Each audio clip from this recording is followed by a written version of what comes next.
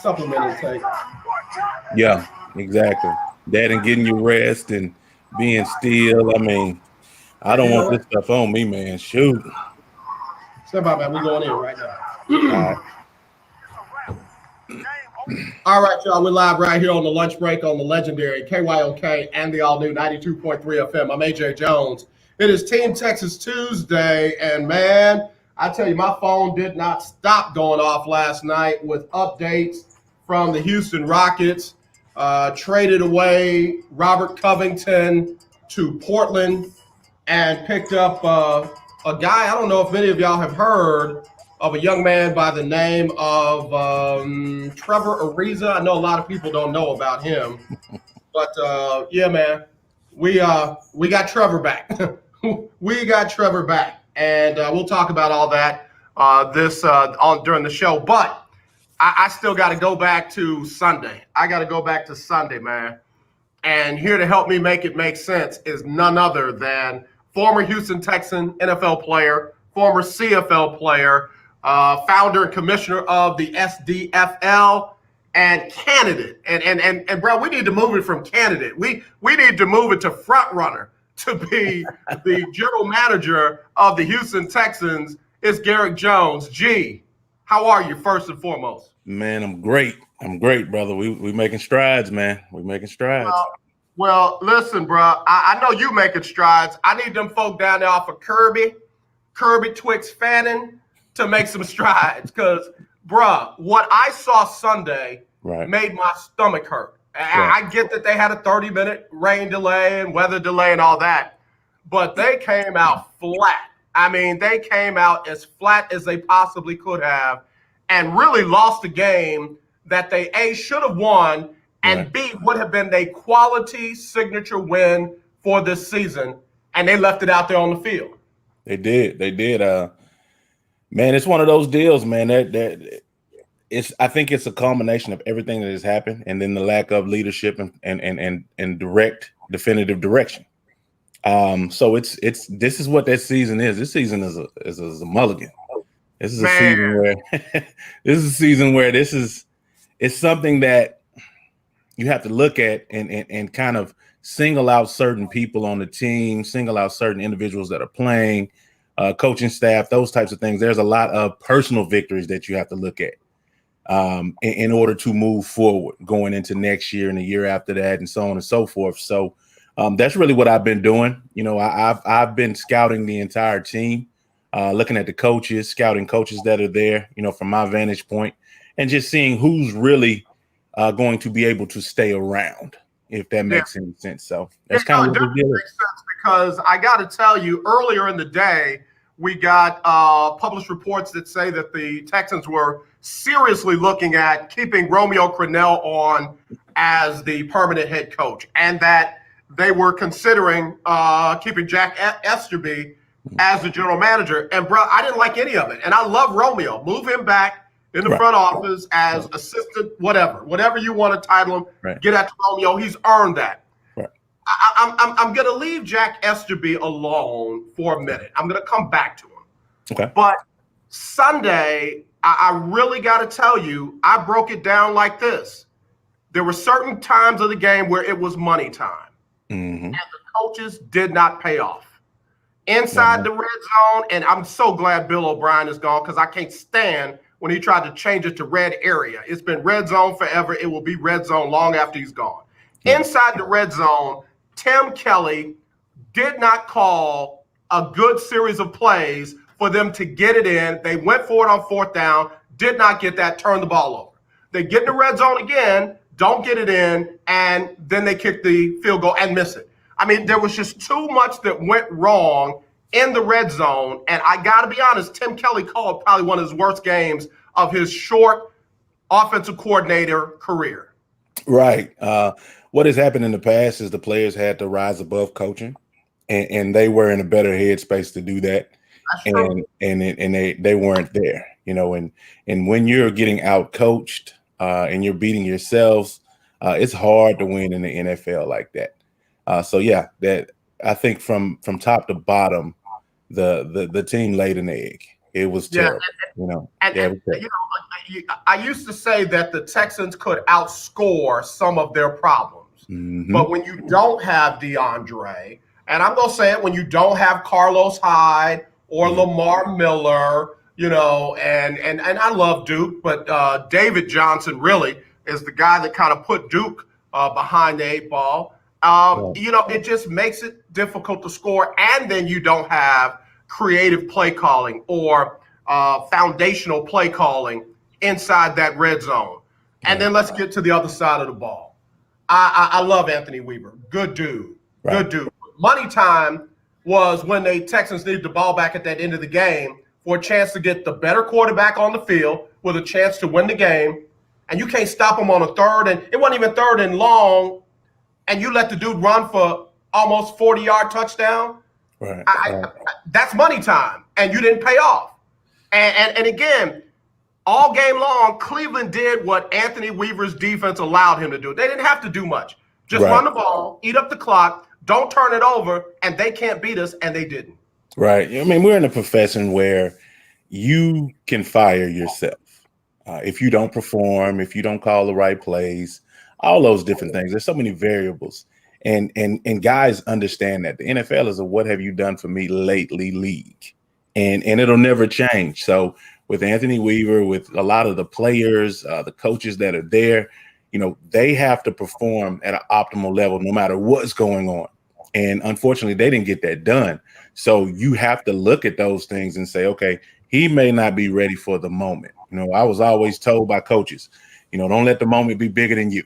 You got to be able to step into it. And if the moment is bigger than you, we got to find somebody else that can step in and won't be a no-show, for a lack of better words. And that's what happened, man. And it's sad and it's unfortunate, but we get the chance to see who we can win with and who we can't win with. And that's the nature of the beast. All right, I got to go one more place. And I know my Texan fans got mad at me yesterday because I went off on this a little bit. It's time to stop saying that J.J. Watt has a nonstop motor, because his motor stopped several times Sunday.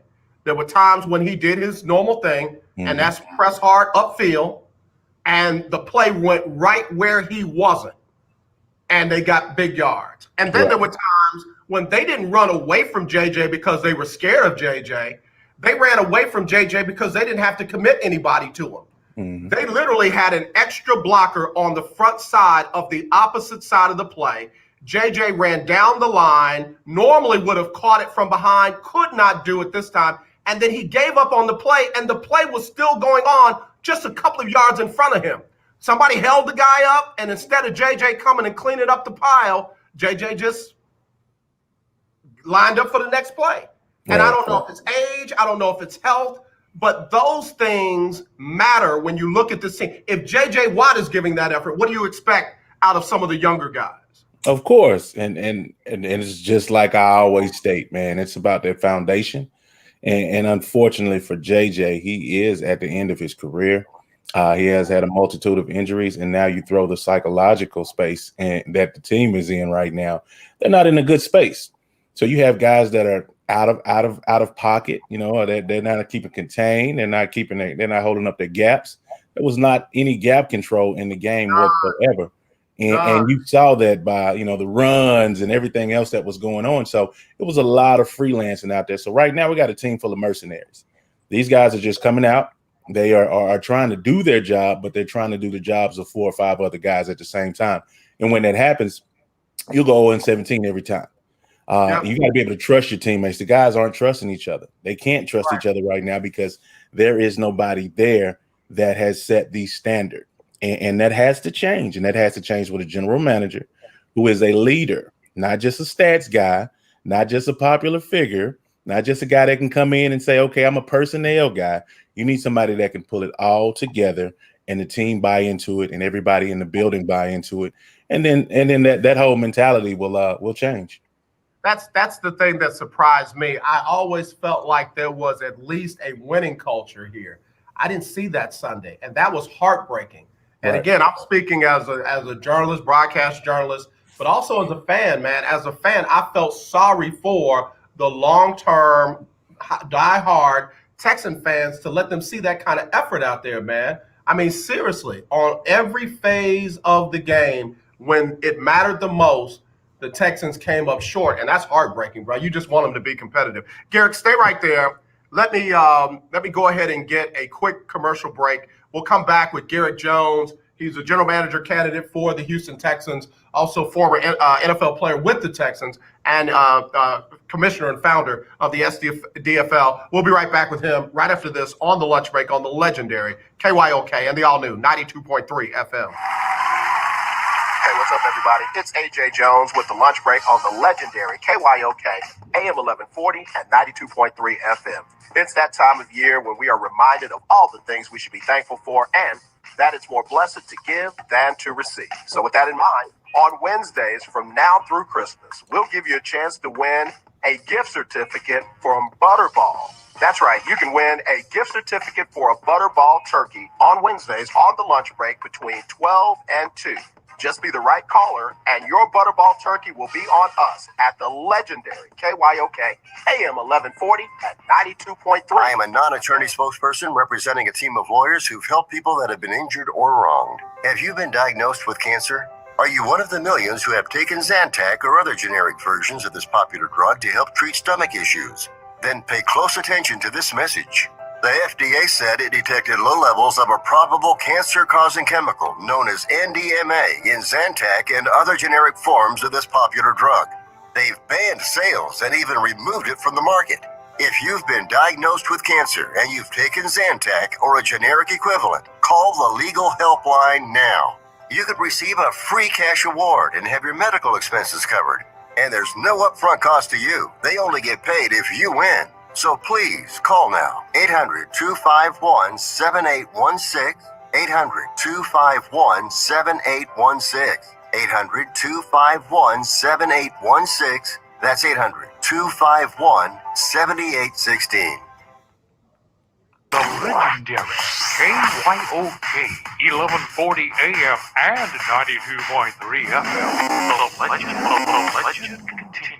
This is Brian Courtney Wilson, and you're listening to The Lunch Break. All right, y'all, be back here on the lunch break on the legendary KYOK and the all-new 92.3 FM. RT just said, man, you can't expect JJ and Deshaun to do it all. What about the other guys? They didn't make plays.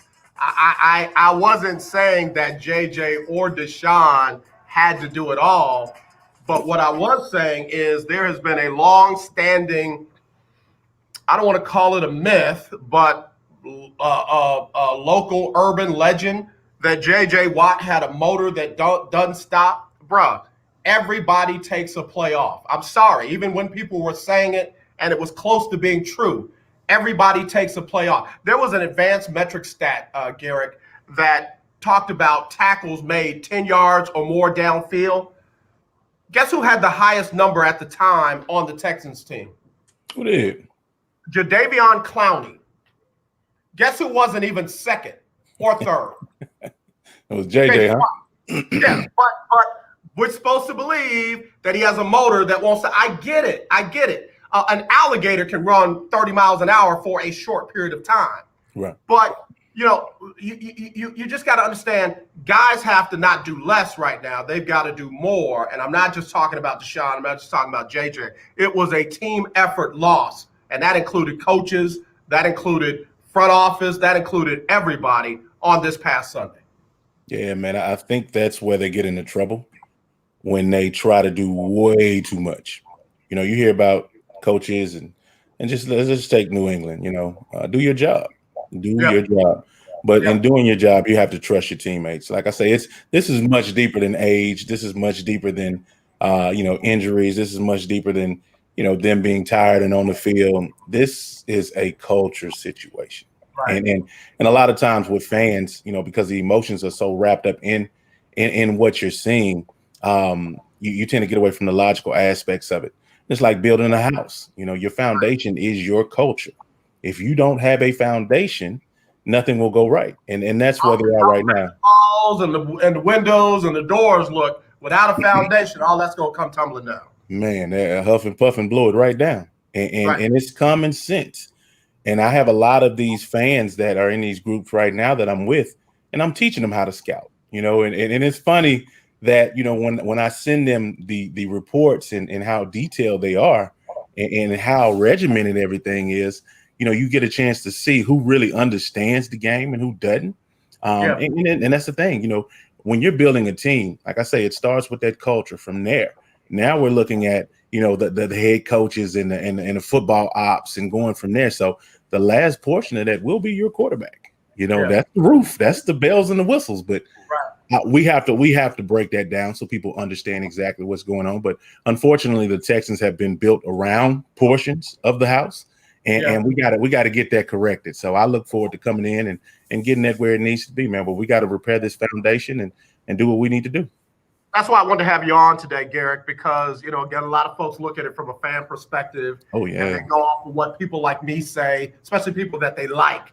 Oh, well, Shannon Sharp says da-da-da-da-da, and Skip says da-da-da-da-da, and oh, boy, let Adam Schefter say it, and it's gospel. But the reality is, a buddy of mine, Al Gary, just said, the freelancing that JJ used to be able to do is different when you got a Woolfolk in the middle, and you got David on the other side, and you got Roderick, and you got Cunningham, and those kind of guys at the linebackers, and then you got some legit safeties that can cover up for freelancing going on. But when you don't have that freelancing will get you in trouble. And then he said one more thing that I agree: when you're up against better offensive coordinators, they will use what you do against you and make your undisciplined play hurt you the most. And that's what Andy Reid does. That's what Eric Bieniemy does. Right. That's what the offensive coordinator for Baltimore does. And, the team the Texans have to play next upset Baltimore this past Sunday night.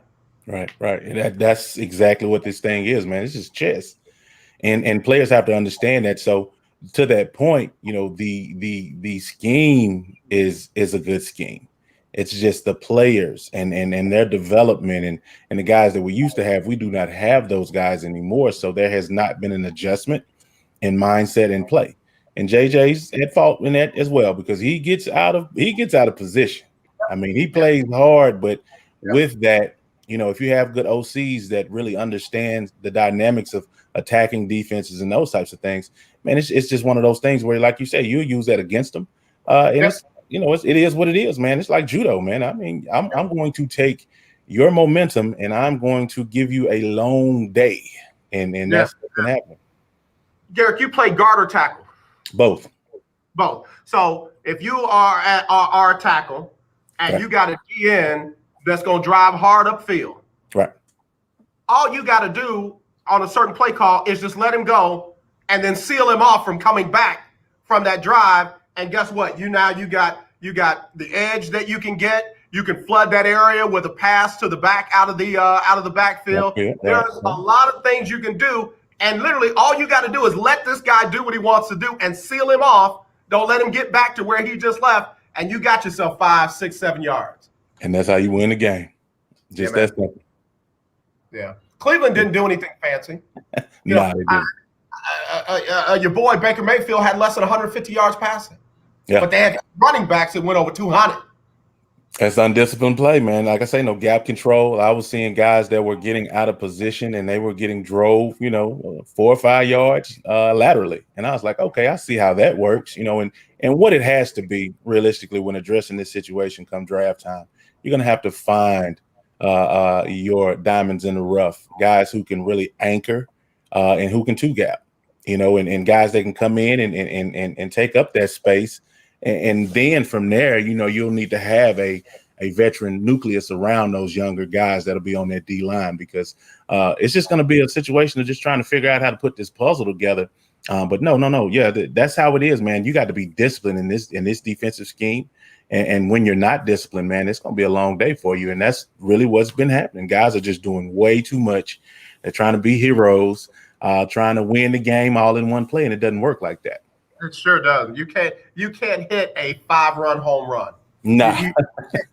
Yeah. You just can't. I got to take another quick break, but when I come back, that's what I want to talk about. I want to get an idea looking at this roster, because I'll be honest with you. I went after your boy. I said, hey, thanks, Bill O'Brien, for this roster. How do you fix this roster given you're not picking before the third round? You don't have cap space to bring in free agents. So we'll talk about that next with Garrick Jones right here on the lunch break on the legendary KYOK. Brandy Mack, what's going on, my sister? Brandy Mack said, what camera is Garrick using? You must have a camera that she likes, brother. I'm trying. I need to be professional. I have to look the part. So we're working on it. Garrick said, I had to step my game up. It's a step my game up camera, Brandy. That's what it is. We'll be right back with more right after this on the lunch break. The legendary KYOK 1140 AM. The legendary KYOK 92.3 FM. 2 radio stations in one.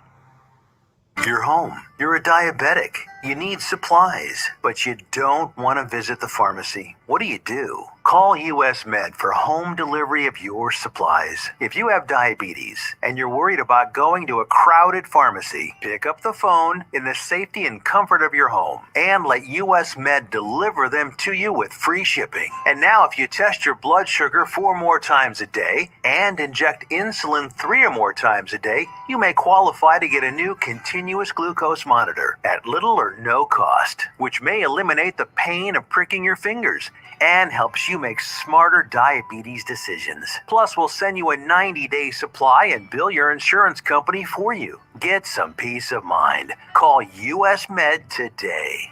800-417-0851. 800-417-0851. That's 800-417-0851. I'm Larry Scott, host of the Not So Christian and Me Show. Join me Saturdays for great fun, interviews, music, and the latest news surrounding our world today. We are the show that cares to hear your voice and opinion with real conversation in a no judgment zone. So join me Saturdays from 1 to 2 p.m. on the Not So Christian and Me Show right here on the legendary KYOK Radio 1140 AM and the all-new 92.3 FM and KYOKradio.org. Beautiful people, this is Major. This is why I love you on the lunch break.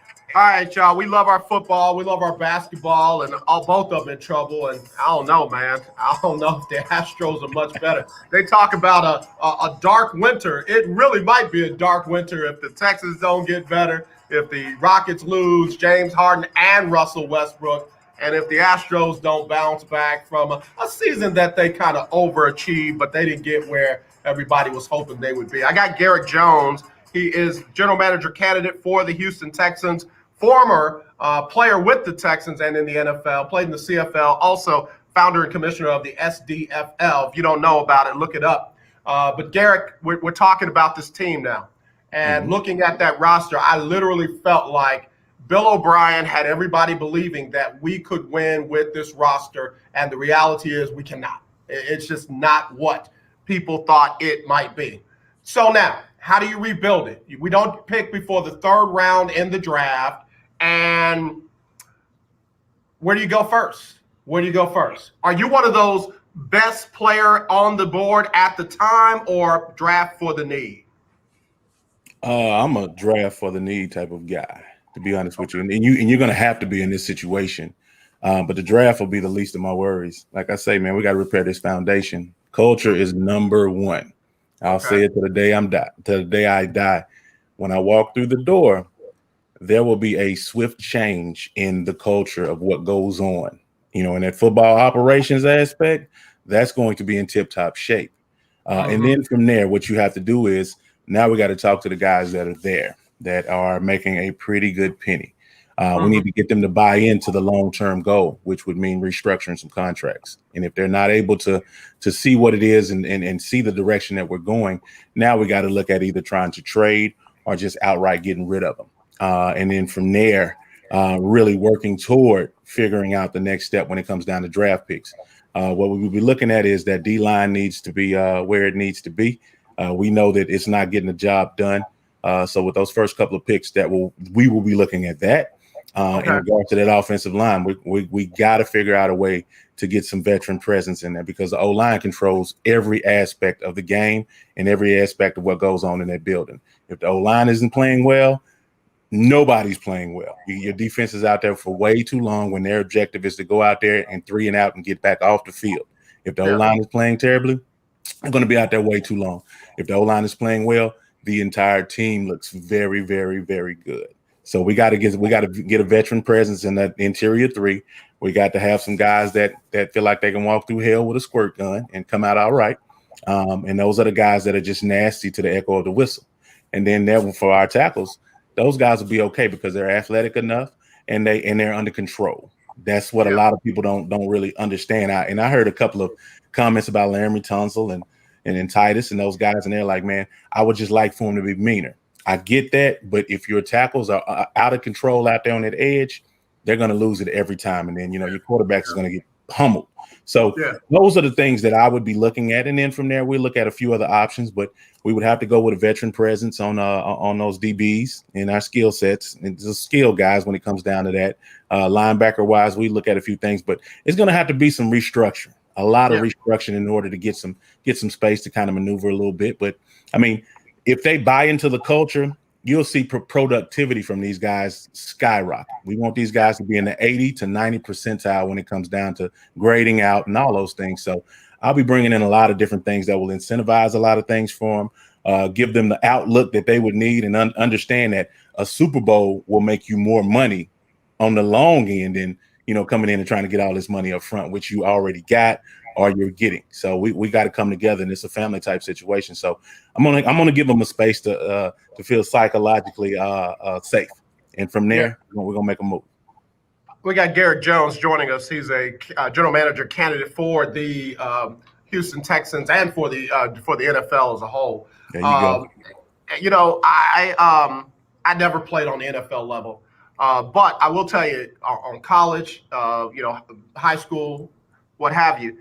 One thing my coaches always said was we're gonna make this side of the line unstoppable. Where if we need 1, 2, 3, we know we can run behind these two dogs. Why have the Texans never done that? Like they've got Laramie Tunsil there, and then they play around at the left guard, as opposed to finding that mix like the Texans used to have back in the day. They had a side of the line that if they had to get 4th and short, 3rd and short, we going right here. You can't stop us. Let's get that first down. Now let's do the thing. Why has there never been a focused attention of sealing off at least one part of the line and then working on building the other? I don't know. I really wish I did know. And that's some of the questions that I would ask as soon as I come through the door to figure out, from the people that are there and been there for a number of years, where was the disconnect? What was the thought process? I don't think that there's ever been a set standard, of this is how we're going to do it. I think it's been a lot of freelancing. I think it's been a lot of uncertainty when it came down to leadership and the roles that were, that. But I think with a general manager, you need somebody who has played the game.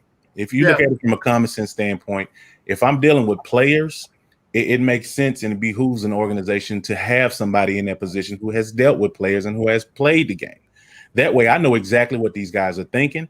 I know what these guys are thinking at 4 a.m. when they're in the middle of training camp, when other guys don't. You see what I'm saying? So you have to have somebody who understands that dynamic, and having one side of the line. I've been in situations like that where our side was the side, but I think from a standpoint of having an offensive line that can dictate the flow of the game, you need a veteran presence.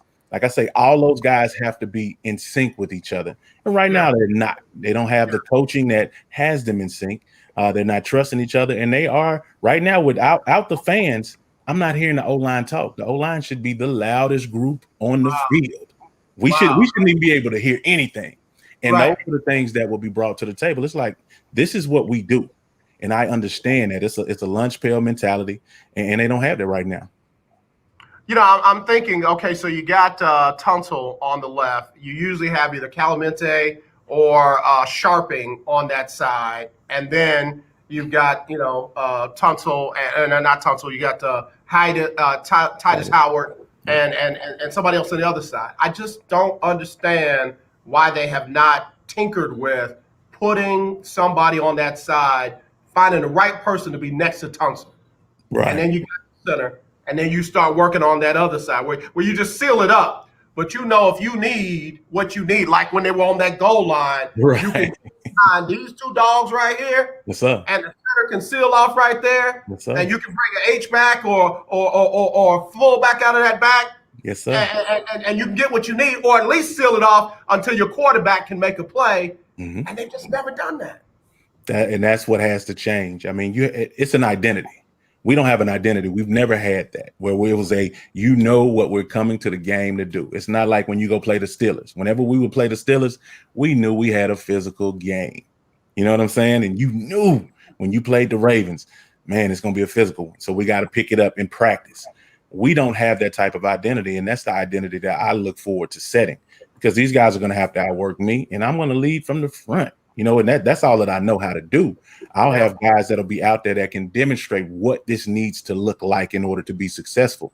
Because a lot of these guys have been around, not to put anybody down, but a lot of these coaches have never played at the highest level. So all they know is what they've seen on paper and on film.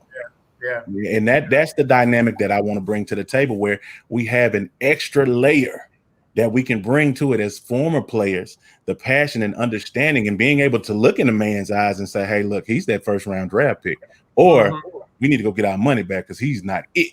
You know what I'm saying? So those are the things that I look forward to bringing to the table with the guys that I'll bring in the building, because we know what it looks like, smells like, tastes like, and all that. So it's time, man. It's time for us to have the Texans way. We haven't had that, and it's time. It sounds like that makes sense. It does. But for some reason, that has escaped us since 2002. You talk about the Texan way.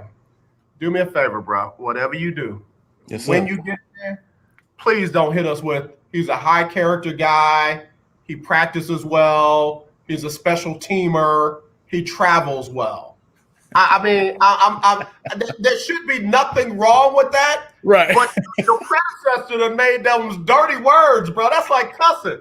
And Man, so you're a high character guy and a special teamer and practice and travels well. Right. I mean, what are you saying? He doesn't throw up in mid-flight? I mean, what does that mean that he practices well? I mean, travels well. Right. What does that mean? Well, what that means is, you have guys that they don't necessarily follow all the rules. I put it to you like that. Some guys will, miss curfew. Some guys will, not travel with the right attire on, and those types of things. So there's fine systems that's there for them. And I'll tell the guys flat out, if that's what you decide you want to do, I'm gonna tax your pockets. You can continue to do it as long as you're showing up on this field. Now, when you don't show up on this field, you got to go, because this is a performance-based business. But I'm scratching my head, and now I got a question from Landry sent a message.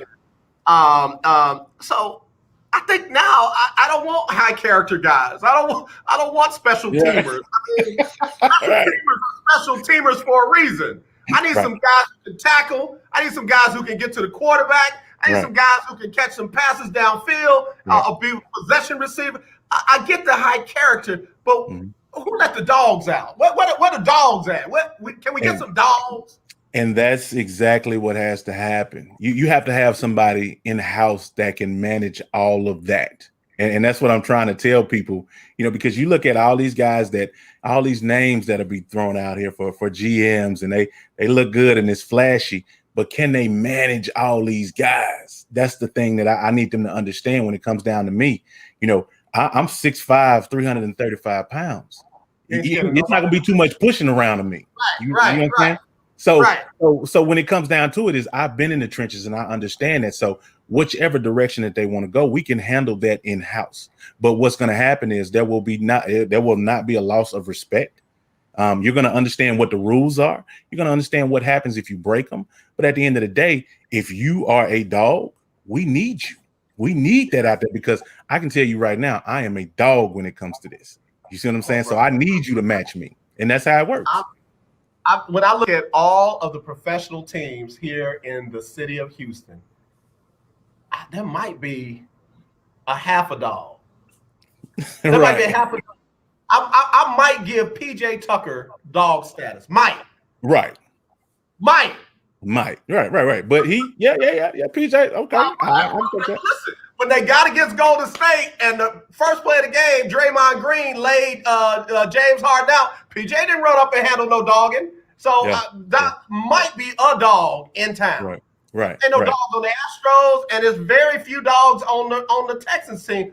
Doc, we need those dogs that's not going to allow themselves to get punched in the mouth, not going to allow themselves to get pushed around, not going to allow themselves to just get, Cleveland said, we're just going to run the ball and until they stop us, we just keep running the ball. That's all they did. Nobody stepped up and said, that's enough of this. Right. And you look at, let's just take Chicago. Let's take their D-line. Those guys are it. When you talk about the chemistry, when you talk about the physicality, when you talk about the cockiness, they have a line full of dogs. Yeah. And that's what you have to have, but you have to have coaching that allows them to be them within the confines of the team structure. And you have to have management that understands that when they are scouting these guys. Like, I can look at a player for like 5 minutes and tell you he's going to work or not. I don't have to go and do all of this research. We have scouts that can do that, and I've done that. But when it comes down to it, and I'm sitting here looking him in his eyes and I'm asking him questions, or he's out there on the field and I can tell that he's tired and he doesn't want to go anymore. And now that tiredness and that fatigue has made a coward out of him, that's not going to work for what we're doing. We're going to need high motor. We're going to need accountability. And we're going to need guys that are out there flying around being themselves. And you have to have somebody in place that can manage all of that. If you don't, then that's when you start shipping guys out. And okay, he's not a high character guy. I got to get rid of him. He's bad for the culture and all these other things. Football is an aggressive. Football is a gladiator sport. If that's not what you want to do from a management standpoint, from a player standpoint, I am not your guy, because I grew up and cut my teeth on this. So that football part is not hard. I promise you that. Yeah.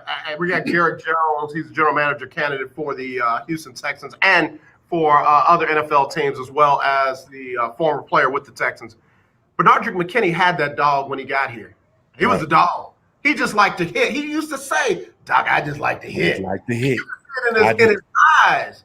Right. But and I know he's injured, but you could start seeing less of that. And it made me wonder, is the scheme so quote unquote complex that you got him doing more thinking than his natural reaction, nose to the ball, and put the big hit on after that? I just felt like either somebody took it from him or somebody complicated it for him. And I'm not saying he's dumb, far from that. Right. All I'm saying is sometimes you can be so complex that you can make a guy overthink it, and that's the last thing you want them doing when they got that dog in them.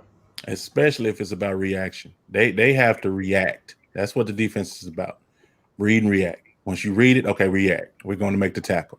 And it has to be that quick. And you have to have a system set up for them to be successful. You got to put them in a position to win. A lot of times, especially in ball, they say know your personnel when they don't necessarily really know these guys.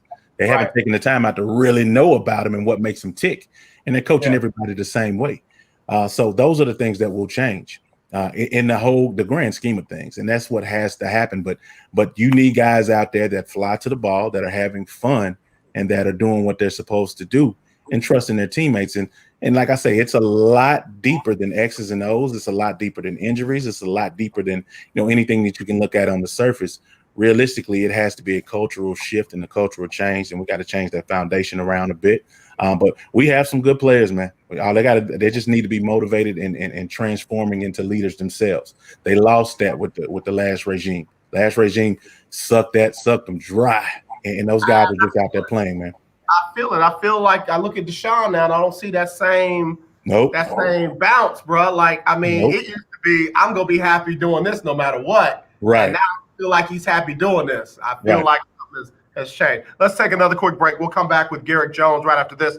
Landry, I see your question here. I'll read it next, right here on the lunch break on the Legendary KYOK. You can call in 281-453-1000. That's 281-453-1000, or text me 832-403-5005. It's the lunch break on the Legendary KYOK.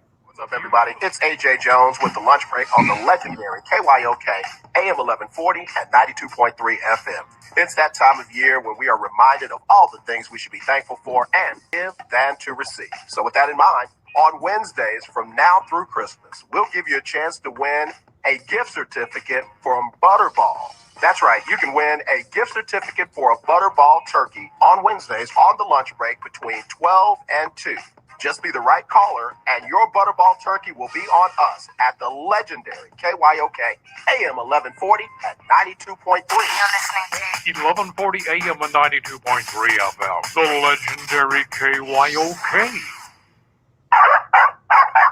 You love your dog.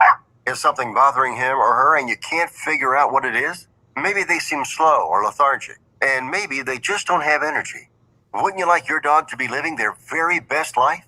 PetJoy offers a money-back guarantee on all of its products. If your dog won't eat it or you don't see the results you want, just let us know and we'll make it right. Totally risk-free. What do you have to lose? You can't buy PetJoy multivitamins in a store. The only way you can get them is through this unique radio offer. And if you call right now, learn how to get 2 bottles free with your order. Turn your dog's life around and make him or her a happy camper. Ain't that right, boy? He said call PetJoy right now. 800-296-1459. 800-296-1459. 800-296-1459. That's 800-296-1459.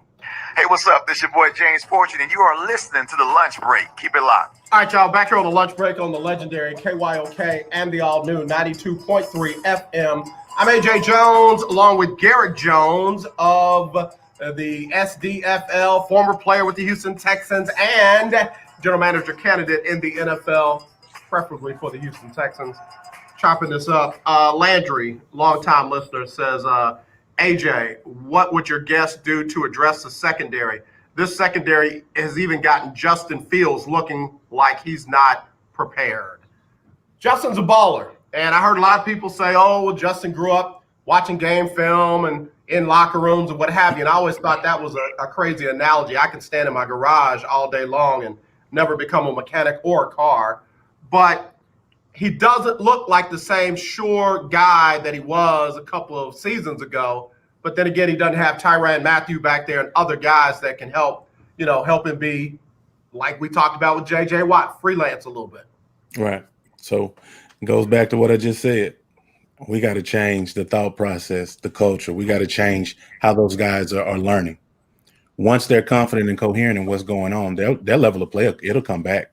It's just having the right change. Just like you were talking about with Deshaun. The moment somebody comes through there and is either matching his energy or challenging him and has a clear and concise plan, you will see a multitude of things change. All of these problems that everybody sees, they're a microcosm of what was. This is remnants that we got to get rid of. So once there is a definite shift, from day one, and you get those guys in, and we go through all season, and we bond, and we do the different things that I want to bring to the table. By the time the season rolls around, if they have bought completely in, and we hadn't had to make any trades and they bought into restructuring a lot of different things, you'll see the level of play will change and it'll pick up. And then it's about having the right coaches in tow too, because those coaches have to be able to get the best out of these players. Right now, these guys are at a 60%, man. They're not passing, and that's a good number. You can see that. You can see that. That's a good number. That's a real good number. Jay Reed is a good dude.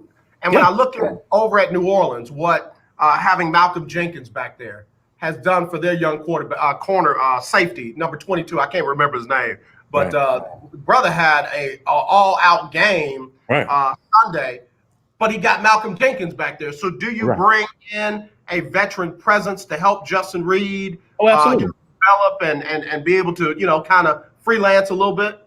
Absolutely. No, you have to bring veterans in to mentor. But at the same time, the guys that I'll have in the building as coaches, they're veterans themselves that have played the game, that can give you another shade on your lens when you're playing. And then the other guys that I look at bringing in, as far as the former player advisory board, those guys will be Super Bowl champions and say, hey, young blood, come here, let me tell you something. Yeah. Now we're mentoring, we're coaching, and these guys are getting everything that they need, and they're getting their questions answered. So when they step out on that field, they're ready for the test. It's like Peyton Manning said, the only time you have pressure is when you don't know what the hell you're doing, and That's that will not be the case under my watch. That's true. That's true. Garrick Jones is joining us. Let's see who this one is. All right. AC. I wonder if this is my guy, AC Reed. AC says that when will you be able to get in front of the powers that be with the Texans? I'm doing it now. Okay. I'm doing it now. So you got to look at what the chess game is. You have all these guys that are out here right now. None of them are doing what I'm doing. I'm interviewing right now. But when they open up the sessions in January, I will have had a 9-month head start on everybody. Yeah. So I'm doing it now. Yeah, I got you. Man, we need you. I mean, dang, we need you. I'm working, man. People see, and the thing about it is people see it and people respect it. I mean, some of the worst critics that you can think of when I first started out, these guys are on speed dial now. These guys are my friends. I mean, they look nothing like me. A couple of these guys have gotten on the diversity and inclusion webinar series, and they said, you know what? You have it, and that's the thing.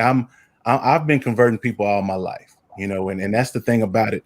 When you put somebody in a position that understands leadership and understands the roles of everybody that are part of this deal, I know what that workload is. And with that consistency, people look at it. And you think about the organizations, they're looking. There are at least 5 organizations watching me right now, which is the deal. But I am interviewing while these guys are on TV, while these guys are doing this and doing that. They may be working for other teams, those types of things. I am interviewing and I'm answering all these questions and I'm connecting with the fans. So we got a good shot, man. All I need to do is be able to get through the door, and I'm going to make it hard for a lot of people because my mentality right now is a training camp mentality, and my kids and my family and my wife can't eat excuses. So as a man, I'm gonna send some folks home. I'm gonna make it real hard for some people because it's time. Yeah. When I look at what like Pittsburgh is doing, 9-0. When I look at what Kansas City is doing, they have no drop off from last year. Maybe Baltimore's had a little bit of drop off, but they ain't no easy out. Right. When I look at squads like that, I just say, why can't we build that? Pittsburgh the head coach has never had a losing season.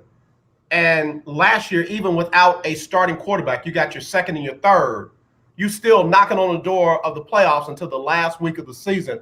And this year, you distance yourself from everybody. And to that point, and I don't mean to cut you off, but to that point, that Mike Tomlin tree is where I come from. We have history from my college days. That was one of his first college coaching jobs.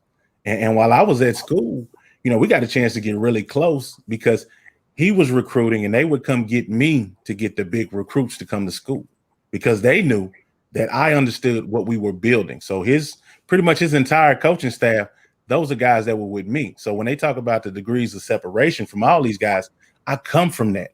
And it was respected because the same time I was trying to get into the NFL, Coach Tomlin was trying to get a job at the same time before he went to Tampa Bay. Okay. You see what I'm saying? So we would see each other out on that grind, on that chitlin circuit.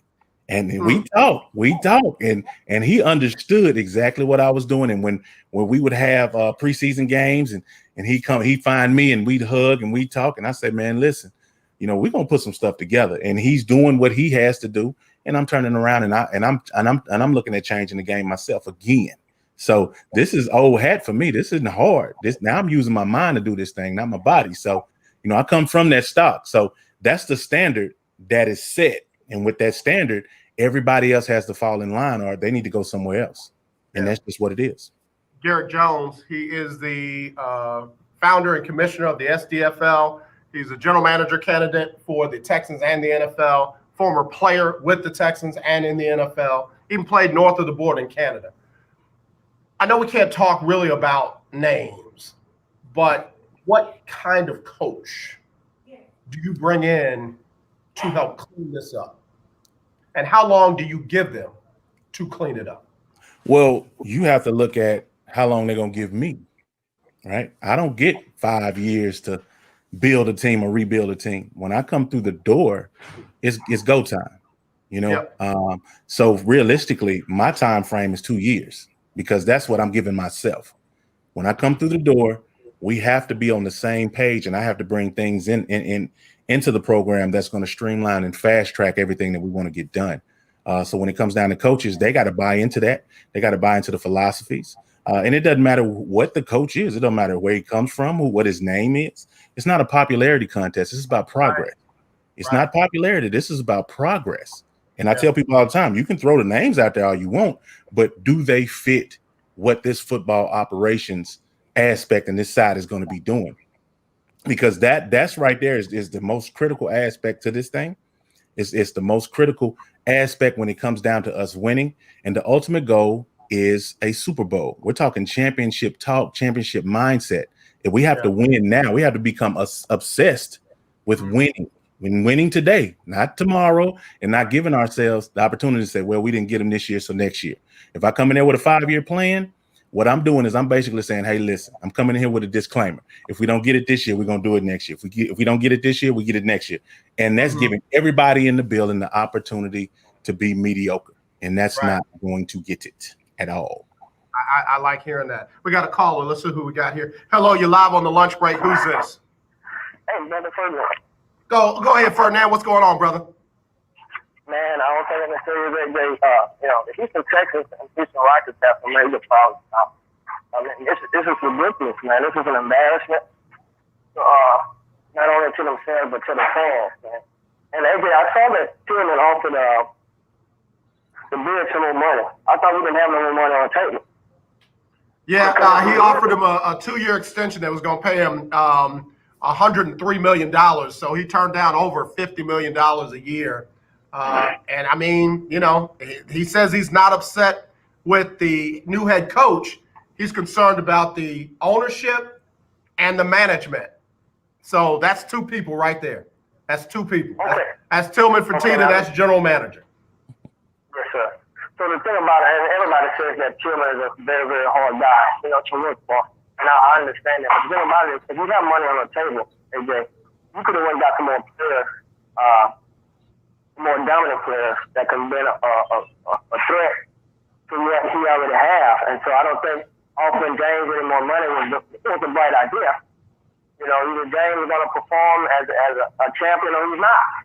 And he's been here. He really he's not that guy, man. I mean, I let him go.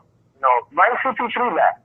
You got to just, I'm listening to Mr. Jones, man, you got to have guys who can lead and who's serious about winning the championship. It's not always guys about those big name players. We've seen it. We've seen it. Bill Belichick has done it for years. He's got guys who had a big heart and who want to win. And so when you get those guys, you know, scout to the best, whatever guys you know who have heart, who's going to play for that loose ball, AJ, to the last second. That's what you're going to win championships. And I'll say this and I'll be gone, guys. I'm understanding what Mr. Jones is saying. And Mr. Jones, I really applaud you, and I'm hoping, man, that you can get that job. Now, if you're serious about winning a championship, you have certain guys that are already in place. Just because Romeo is taking this hard, I don't even know if I'd have took the job, to be honest with you. But Romeo can really turn things around. I would give Romeo AJ at least 2 years, and let Romeo roll the deal. If you're able to put this ball club back where it needs to be, you can talk about your long contract. But if not, I'll give you 2 years to make it happen. Then I'm going in a whole totally different direction. But the only way that happens, AJ, you got to have a guy like Mr. Jones in the seating for what needs to happen. But I've watched what Cal has done since his father had left, and it's definitely been deplorable. It's unacceptable that you get a team that's going to score 7 points, man. Come on, man. It's unacceptable. Look, I give them to a man. You are going to get that? You know, and it's crazy. So, man, applaud you, Mr. Jones. Keep fighting a good fight. And AJ, look, man, it's getting bad, and it's ugly. That's all I got, dog. Appreciate you as always, Ferdinand. Caller of the year 2017. Be safe out there, brother. Yes, sir. Appreciate it. All right. He brings up good points, man. He brings up good points. And it's almost kind of like with the J.J. Watt thing. What do? If you've got a star player that possibly doesn't want to be here, Do you keep coddling them and offering them until you can't do it anymore? Or do you, go ahead and look in a different direction? Garrick, hold that thought. I got to get Sybil Wilkes on here to give us a COVID-19 update, and then we'll come back with your comments right after this on the lunch break on the legendary KYOK and the all-new 92.3 FM. It is and then my device went off. All right, let me try this again. Okay, let's try that. And there is Sybil Wilkes. All right, so let's try this again. All right, Sybil, and get out of the way. All right, here we go.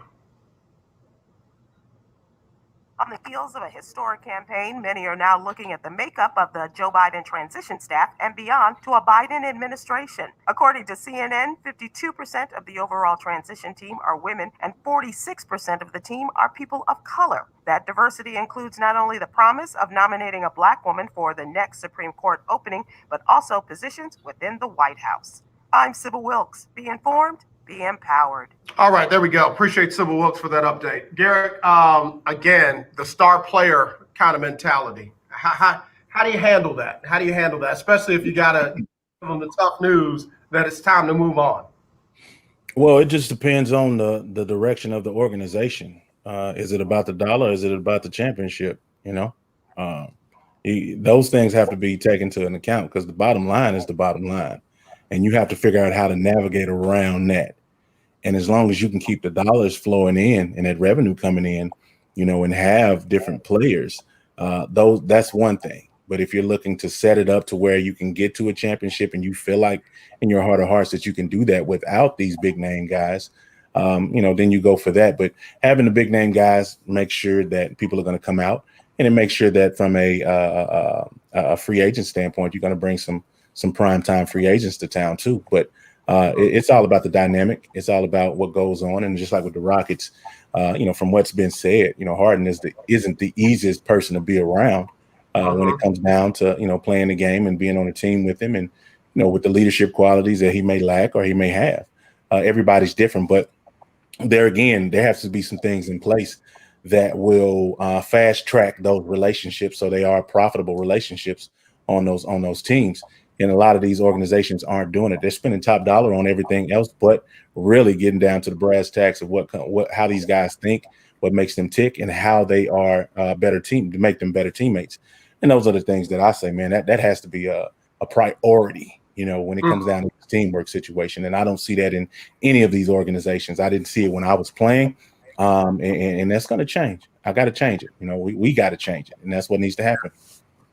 All right, let me hit the top of the hour. We're going to carry over just a little bit more. I want to ask a couple more questions, Garrick, before you go. And I know we got some more text messages. NC just sent something. So let me get those in. It's Garrick Jones joining us here on the lunch break on the legendary KYOK. The legendary 1140 AM KYOK Conroe and 92.3 FM K222CX Houston. The views and opinions expressed on all radio shows broadcast on KYOK are entirely those of the host, guests, and callers who are entirely responsible for all show content and do not in any way reflect the opinions of KYOK Radio, its sponsors, staff, or management. All right, y'all, back here on the lunch break on the legendary KYOK and the all-new 92.3 FM. It's our Team Texas Tuesday, talking with Garrick Jones. He's a former member of the Houston Texans, played in the NFL and the CFL, founder and commissioner of the S.D.F.L, and is a general manager candidate for the NFL, preferably for the Houston Texans. NC Nikki Charles asks a very interesting question. She says, if the ownership wants to go through and start over, I guess she's talking about a rebuild. Mm-hmm. How do you handle that given your desire to get a win championship mentality? If they want to do a rebuild, I mean, it's ultimately up to them how they want to do it. I'll fast track that. That's not going to be hard. If they have a rebuild mentality and they bring in a rebuild general manager, it will be a rebuild team. But for me, I don't speak rebuild because I know the intricacies of the game from on the field, off the field, the 40,000 foot view, all those different things. So it'll be fast tracked a bit because I'm going to get the best out of the players. Those guys are there for a reason. They're part of the 1% of all athletes that make it, and they get paid. They're professionals. So I'll get the best out of what we have and the guys we bring in, and it'll be fast tracked. There will be no stagnation. It will be none of that 5-6 years and now we're good. We have a top tier quarterback that we can build around. Of course, there's some foundational issues that need to be addressed, but after that, we can put the pieces in order to make it happen. But realistically, this Texan team is only 2 years away from being competitive again. They're not too far removed. You got rid of part of the cancer. We got to get in there and figure out how to get the rest of it out and get everything transformed. But it's all a mental mind state, and they have to have that mind state, because if you don't have that, you're basically just fanning the flames of that fire, and that doesn't work, Yeah, and you bring up a good point, because that gets to JJ's thing of, I don't want to be a part of a rebuild. You got a top tier quarterback. The last thing you want to do is put his career on hold and have guys protecting him. That don't go well. But that being said, though, you're not one or two players away. You're several players away. Right. So fast tracking is good in theory, but where do you have to focus on when you're trying to fast track a rebuild? Is it the coaching? Is it the players? Is it the scheme? What's the major focus there? No, you come in and you get your coaches together, and then from there you get your O-line together. So the O-line will be addressed. That's priority. O-line. We're going to get a veteran group in there by hook or crook that can control the game, and if we have to play dink and dunk, we'll play dink and dunk. You know what I'm saying? But ultimately, the wins is what this thing is about. And your O-line, it all starts and it ends with those guys. And then from there, you address that D-line, and then from there, you start now you get into the bells and the whistles, which is your skill guys. But understand, if you take any one of these guys and if you were to put a team together of, let's just say, some college all-stars or whatever the deal may be, and you have these guys, 9 times out of 10, the guys that we have are going to perform at a higher level, because they have the experience, and it's about being able to motivate them enough to really buckle down and become better and get better at their crafts. I don't see that happening in the Texan organization right now. There's really nobody there that can really hold them accountable and call them out if they're not doing what they need to do, and that's what has to happen in essence. It's got to be a family type atmosphere. And once you start getting the best out of these guys, like I say, you'll see the level of play, the level of concentration, the level of discipline will raise, and that standard will be there. The bar has to be raised, and I intend to raise it. Yeah, we got a caller. I'll go to them in a second, but I'm thinking about the running back for New England on Sunday night. Here's a guy who came out of Bama. He wasn't the Derrick Henry and all that. Had some injuries and what have you. Was playing behind Sony Michel. Sony Michel goes down, and you can see a hunger in this kid, young man. You can see a hunger in him where I'm not going down on the first hit. Right. Crack. I'm hitting that hole. Right. I'll see you when I get back. I mean, you just saw a hunger in him.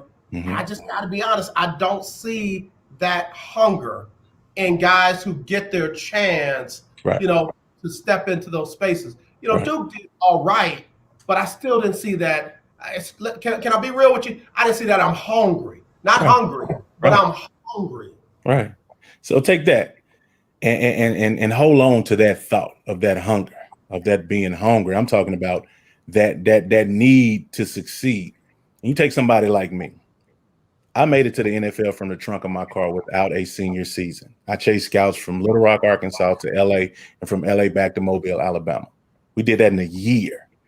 Everywhere they were, I was showing up. I was working out in mud, rain, water, 2-3 in the morning, running 40s in hotel hallways, all those different things. Now you fast forward, my career's over, and here we are again today, hungry, right? Yeah. So if you bring somebody like me in, every last person in that building will be just as hungry as I am, or hungrier, because I need people around me that are going to sharpen me and hold me accountable. If they see me lacking, please check me, because I'm going to do the same thing. So you talk about that guy from New England, that hunger, that will be the standard in the Houston Texan organization, or whichever organization decides to bring me in.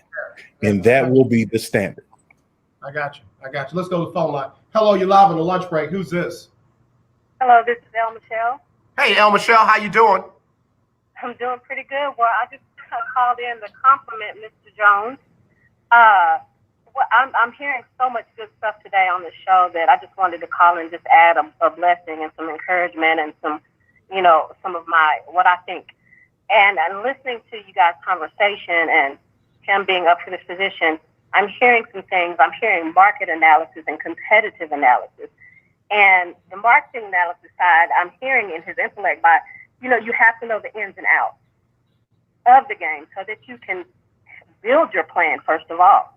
The ins and outs come through what? Experience, right? And then the competitive analysis, he was on the field. He has a different scope, a different view, coming in and vying for the general manager position. So he has that competitive analysis side. And also the organizational component of it and the strategy that comes in with knowing the ins and outs, the market, the marketing aspect of it to the players and the competitive, having experience against their opponents and, the competition. I mean, what better way than to have someone who has done it and not just talked it, and that has the intellect and the experience to help each player find the purpose in their game, their individual game, to make it cohesively work together to become a successful team. I just hear all of that in you guys' conversation. So I like that a lot. Garrick, speak to that. Market analysis and competitive analysis. I like that. It's all business. And that's what I cut my teeth on in the 9th grade. And that's what I've been doing my entire career. I've been a brand within a brand in several different organizations and leagues. And understanding the dynamic of knowing your worth and what you bring to the table, I know if I get the opportunity, I'm going to make it very hard for them to let me walk out of that door without a contract. And that's because I played the game. That's because I have learned the logistics of games. I have had on-the-job training when I played, because I understood the dynamics of the game. And with these coaches and these scouts and GMs, I shadowed those guys. Even though I played the game at a high level, I understood that eventually I would have either my own league or I'll be in a general manager position. So no, all of that fits into, the discussion and the proposals that I'll have for teams because I understand it. It won't be one-sided. It won't just be numbers. I know numbers. I know how to scout and evaluate. I've dealt with, the logistics of games. I've dealt with putting an entire league together. So I understand all of that. That's not a problem. I think where we get into the problem is, people have a bias when it comes down to guys that they haven't seen on TV or guys that they haven't seen with one team. And when it comes down to my career, understanding how this works, and I need to touch all the athletes, I refuse to compartmentalize myself under one team as a scout and work my way up when realistically the odds were never in my favor if I would have done that, because there's only 2, maybe 3 black general managers. So when people say, man, you should have just started out as scouting, and then where would I be? I'd probably still be a scout or player personnel, and that'd be it. So I refuse to compartmentalize myself and said I want to work with all the athletes, and then everything that I've learned on a global scale, we'll bring that to the table for one team and say, look, this is how we're going to get to your championship. This is the mindset. Here's the Super Bowl. Here's how we can actually bring more money to the table if you bring me in. So I'm going to touch about 9 or 10 different areas, just from my business background and consulting and everything else. But this is what I do, and it's a beautiful thing to be able to tie it all together. Yeah. Thank you for that comment. Michelle, we appreciate that. That's good stuff you brought to the table there. Yeah, kudos to you, Garrett. Congratulations. And I'm praying for you, man. All right? Thank you so much. Thank you, El Michelle. Long-time lunch breaker right here on the legendary KYOK. All right, Garrett, going to take a quick break. We'll be right back with more right after this on the legendary KYOK and the all-new 92.3 FM. An attorney spokesperson representing a team of lawyers who've helped people that have been injured or wrong. Have you been diagnosed with cancer? Are you one of the millions who have taken Zantac or other generic versions of this popular drug to help treat stomach issues? Then pay close attention to this message. The FDA said it detected low levels of a probable cancer-causing chemical known as NDMA in Zantac and other generic forms of this popular drug. They've banned sales and even removed it from the market. If you've been diagnosed with cancer and you've taken Zantac or a generic equivalent, call the legal helpline now. You could receive a free cash award and have your medical expenses covered. And there's no upfront cost to you. They only get paid if you win. So please call now. 800-251-7816. 800-251-7816. 800-251-7816. That's 800-251-7816. The legendary KYOK 1140 AM and 92.3 FM. The legend continues. Hey, what's up, everybody? It's AJ Jones with the lunch break on the legendary KYOK AM 1140 and 92.3 FM. It's that time of year when we are reminded of all the things we should be thankful for, and that it's more blessed to give than to receive. So with that in mind, on Wednesdays from now through Christmas, we'll give you a chance to win a gift certificate from Butterball. That's right, you can win a gift certificate for a Butterball turkey on Wednesdays on the lunch break between 12 and 2. Just be the right caller, and your Butterball turkey will be on us at the legendary KYOK AM 1140 at 92.3. My name is Devon McDonald from Jamaica, live with Indianapolis Colts, and you listen to the lunch break. Man, I remember Devon McDonald. He was hungry. Devon said, man, you don't know where I came from in Jamaica, man. Devon wasn't going to let it go, bro. He was not going to let it go, man. Todd chimed in. He said the young man from New England, his name is Damian Harris. And that brother's cold, man. That brother's cold. That brother, you could tell he wasn't just visiting the running back spot. He was letting them know, I can do this. You know, Sony, take your time, get better, and I'm going down here and get these yards. And, man, I mean it. Those are the kind of players that, like, man, give me the ball, coach. Like, I got this. We need what? 3rd and 5, I'll be open. Or hand it to me. I'll be right back. I'll get it. I don't see that kind of mentality, and that's where I go back to that high character guy, special teamer, travels well. All that sounds like a choir, like a traveling choir. Like we gonna go sing Amazing Grace over at Greater Mount Hebrew of the 3rd Lily of the Valley of the 53rd dimensional. We're not doing that. We gonna knock some heads and get this 1st and 10. You know what I mean? It's got to change. The mentality has got to change from the wide receiver spot to the tight end spot, to the offensive line spot, to the defensive line spot, linebacker for sure. And that secondary, man, you got to have cats that they got short memories and they got that dog ability. Like, you got me last time, come back this way again. Right. Come back this way again. I don't see it. No, you won't see it this year, man. And that's the thing. And I tell people all the time, especially in a lot of these Facebook groups and on Twitter and IG, I get a lot of questions. People flood the inbox all the time because they know what I want to do. They know what I'm shooting for. So they'll ask questions and I'll give it to them. It may not be the answer that they want, but I have to really get them to start thinking like a general manager, like somebody who's trying to build a championship organization. And once they start doing that, I have so many people that reach back out to me and say, man, this is amazing. I've never thought about the game like this. And that's what, I think that's the gap that I'm trying to bridge of being accessible and also educating, because the fans need to be educated too on a lot of these things, because they haven't never been around it, and they're relying on media. They're relying on things that people say. And a lot of times it's misinformation. And it's unfortunate, but it takes us being able to expose to and then educate. And then once that happens and everybody's educated, from the fans to the players to upper management, and then you got everybody working together, for one greater good. And then that's when the magic happens, man. Yeah. Kimberly Armstrong said, Garrick, I'm praying really hard. You get the general manager position. You deserve it. And I think a lot of people are starting to get to know you and understand that. Right. That being the case, we've talked about this before. how do you build an organization that doesn't feed on itself?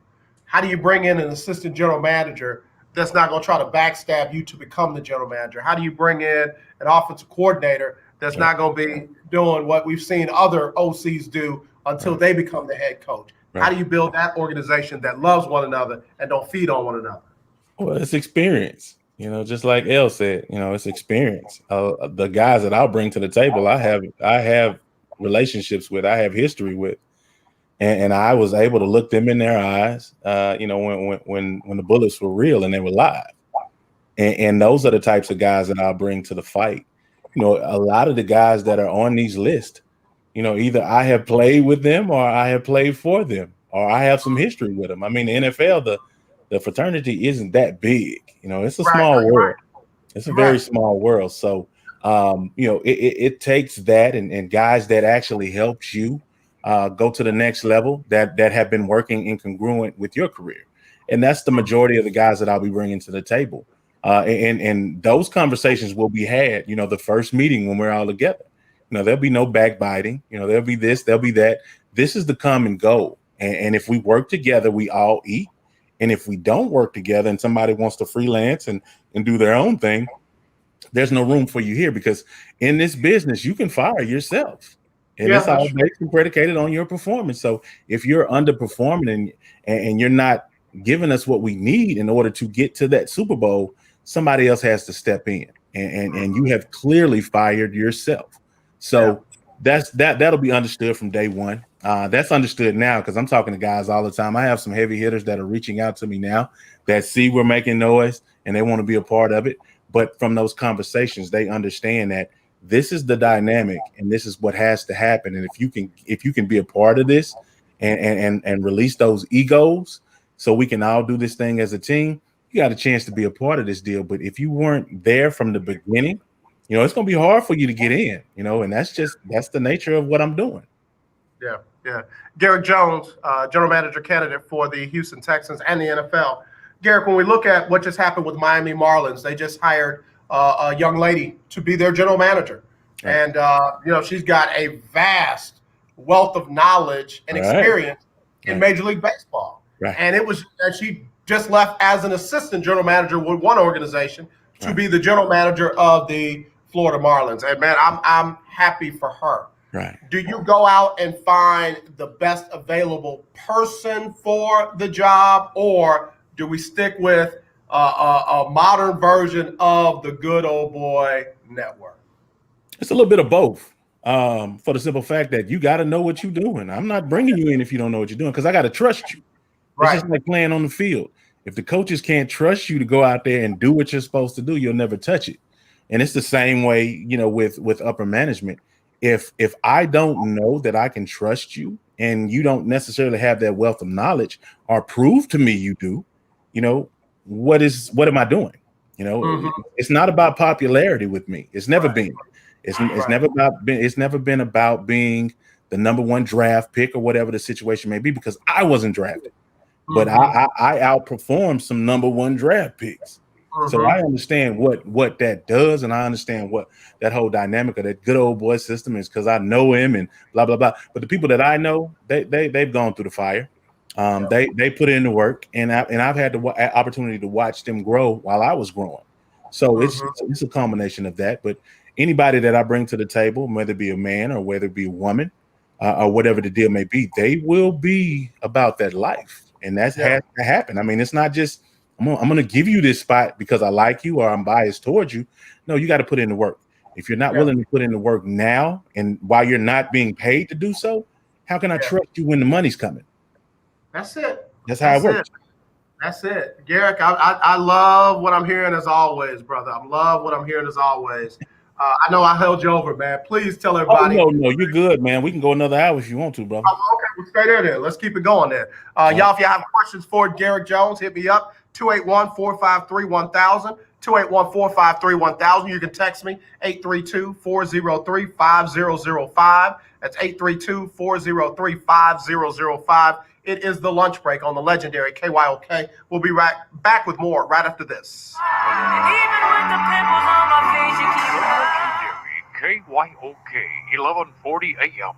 The legendary KYOK 92.3 FM. Two radio stations in one.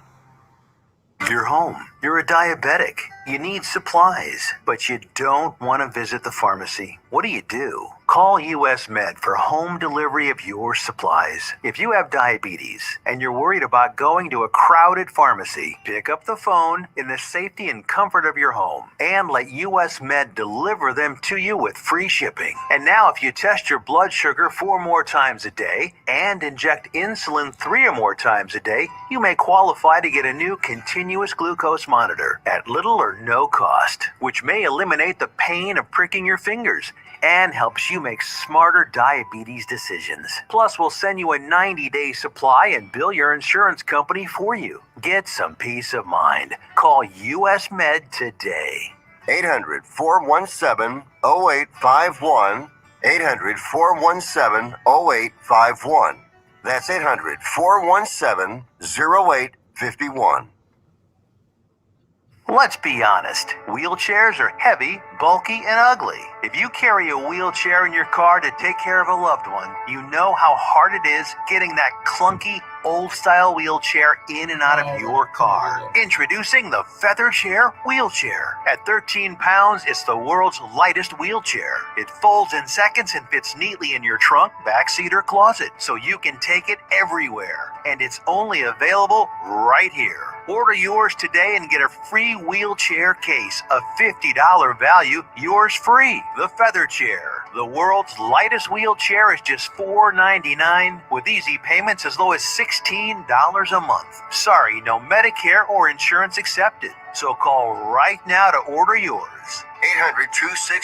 800-262-4690. 800-262-4690. 800-262-4690.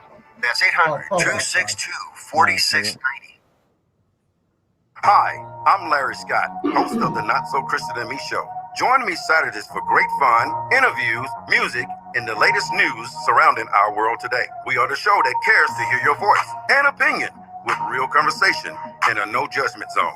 So join me Saturdays from 1 to 2 p.m. on the Not So Christian and Me Show, right here on the legendary KYOK Radio, 1140 AM, and the all-new 92.3 FM at KYOKradio.org.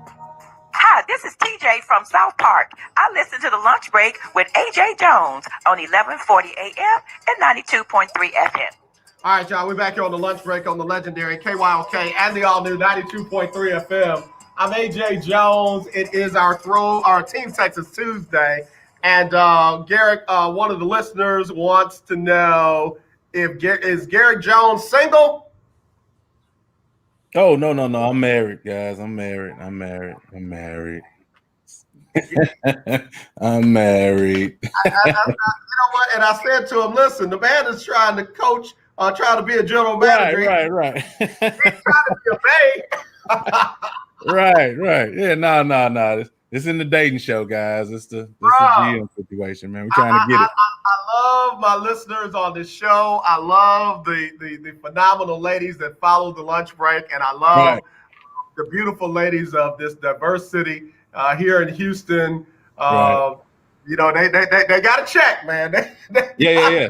They got to check. No, I'm happy. I'm good. I appreciate it though. But I will take your signature on that petition though. You know what I'm saying? Yeah. I sure appreciate the interest. Sign this. Yeah. No, I can introduce you to a lot of eligible bachelors, though. Garrick, don't start, bro, because they will be trying to. He said he could hook me up. It's hard, man. It's hard. How important is having a family and people that can, keep you sane and focused and all that as you're pushing A, to get the job, and B, to doing the job? Well, it's like, before my children were born, I would focus on them while I was running in 105-degree weather, because I would have so many people say, hey, I'm gonna come work out with you. I'm gonna do this, I'm gonna do that. And they would never show up. So I had to find that edge that helped me through those workouts and traveling and not knowing where the next gallon of gas was coming from. And having to tap into my family so much. And and it just getting to a point to where everybody was like, man, you just need to go ahead and settle down and get you a regular job, while I was chasing a dream. So for me, having family is a driving force. And that's really why I'm pushing so hard for the Texans gig, because my kids are here. My family's here. I have roots here, and the city of Houston has been great to myself and my family. So I would much rather do it here, with the opportunity that has just arrived, with the GM situation here and having ties to the team and having a vested interest in the organization. It just makes sense. Now, would that deter me from going somewhere else if the opportunity presented itself? No, it wouldn't. But I've lived that life of, having a family in one spot and having to travel here just to play and all those things. So for me, to be able to do it here would be, the best option for me. But yeah, there are other teams out there that need GMs, and this is a part of the interviewing process for them as well. They get a chance to see this passion. They get a chance to see all these different things. But, my family's here, man, and I'd love to stay. But, ultimately, you got to be a provider. So if the food isn't in the backyard, I got to go hunt and bring it back. Yeah. Hey, Garrick Jones is joining us here on the lunch break on the legendary KYOK, the all-new 92.3 FM. He's a general manager candidate for the Houston Texans as well as for other teams in the NFL. You just brought something up that me and Todd and a couple of the other guys have talked about this. When you got a brother trying to get to general manager and head coach, sometimes we'll take the first job available, but we don't take the right job available. In other words, I might have to turn that down because I know I'm not a good fit for that.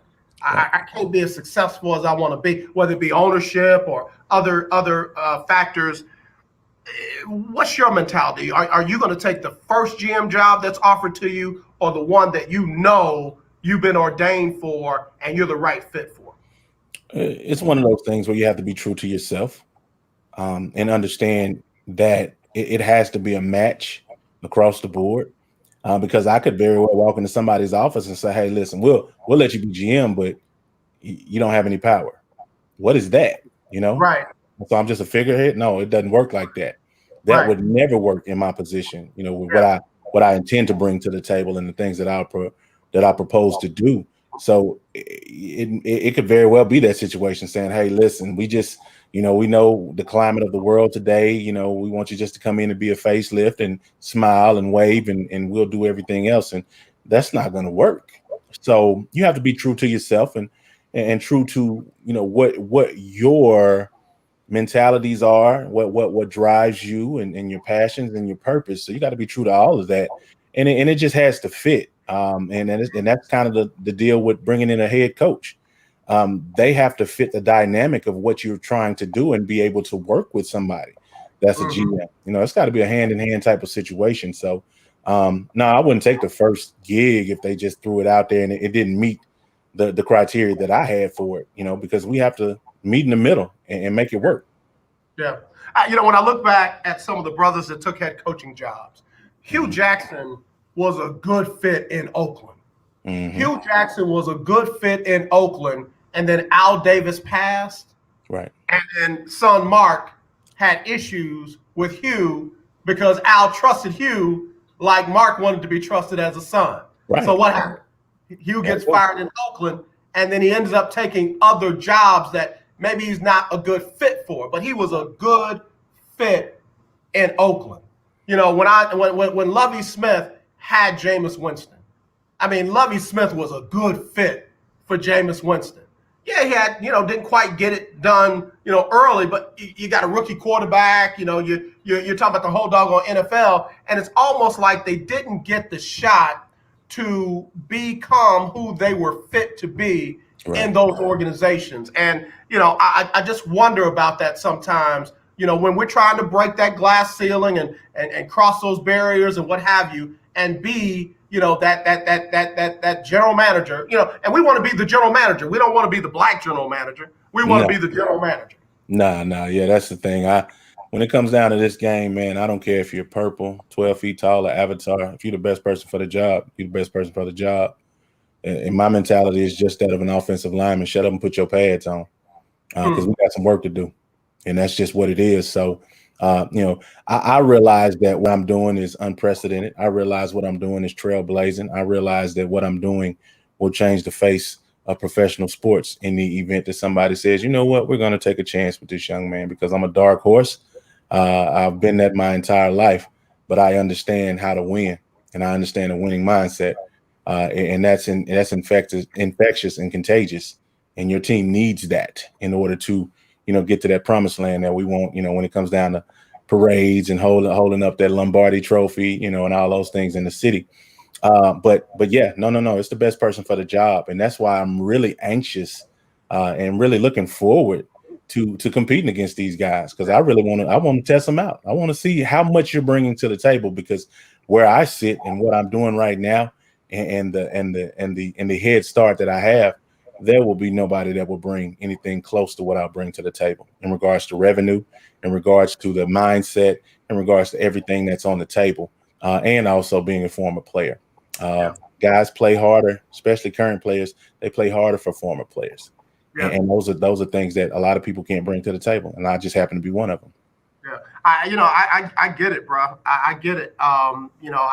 When I look at that organization, I got a little history with the organization from the inside, man. The Texans organization used to be strong from general manager, vice president of football operations. Right. Man, I forget her name, but the young lady that was the head of the cheerleaders and the dancers, okay, to the PR and the media relations department. They were award winning. And to just see it change, under a certain administration, to where it went from being that top flight and accepting for everybody. Right. Yeah, they won awards, but they won awards with just certain people and for certain people. And it seemed like it became exclusionary. Mm-hmm. And it wasn't, now you can't bring that kind of content to, folks that listen to KYOK and KWWJ and KCOH and KTSU and even KMJQ, the largest black station in town. Right. And this is more of a personal plea. I want to see it go back to that, man. Houston is so diverse. Right. Everybody feel good about the organization. How does Garrick Jones bring that back as a general manager of this organization? With my background in diversity and inclusion, the web series that we host, I've been doing it for the last 12 weeks, 13 weeks, something like that. Just everything that I do. And realistically, man, diversity and inclusion is the difference between winning and losing. Yeah. And we see where we are now. Yeah. So you really have to look at those things and say, we got to rethink a lot of different aspects in our approach to a lot, because having a diverse group of individuals in one place working as one for a common goal will give you so many different ways to go and so many options, to the point to where you're destined to get there, and you're destined to get there in a very great fashion, and that's what this thing is about. Everybody needs to be a part of this. Everybody needs to be a part of the team. And how we'll do that is everybody's going to have a clear and concise direction of what they bring to the table when it comes down to us getting to a Super Bowl. That's fans included. That's media. That's the former players. That's the current players. That's football operations. Everybody will understand what their dynamic is in our team. And when you get that clarity, that makes it so much easier for people to be themselves and do their job. Yeah. But when there's no clarity, everybody's assuming. And just last night we had a diversity and inclusion workshop, and one of the aha moments for me was a young lady who was really quiet. She stopped the conversation and said, "We're here for answers, not assumptions," and that's what I'm bringing to the table. That's what I'm bringing to the table. I'm bringing answers to the table, not assumptions, because we have to get rid of the gray area, and we got to go get it. And that's the mentality that's coming through the door when I come in. I like that. We're looking for answers and not assumptions. Right. Because I think a lot of people assume that because they're the general manager, everything's going to just take care of itself. But realizing that you got to handle diversity. And I'm not just talking about black and white diversity. Oh, man, everything from personalities, all those different things. You know, everybody has different driving and motivated factors. So you have to be able to bring all that together in order to get the best out of those people that are under you. And that's football operations. That's the players, the coaches, the entire deal. You have to have somebody that's strong enough to bridge all of those gaps, bring it together, and have a clear and concise direction for the organization. So that way everybody can buy into it, fans included. And then that's when the magic begins to happen. So I have that. I have that. Yeah, man, I tell you, Kimberly Armstrong said, AJ, you're right about the dance directors. It makes a difference. I mean, seriously, man, the lady that was there for a long time, but the team that she, selected after they tried out, everybody got a fair tryout, was diverse. It was strong. It was representative of the city and the team. Right. And now you got people that are coming not just to see the game, but they're coming because they can see somebody that they can identify with. And now you got little girls that are dreaming of that. You got, boys that are dreaming of, I could be the general manager, or I could be the this, I could be the that.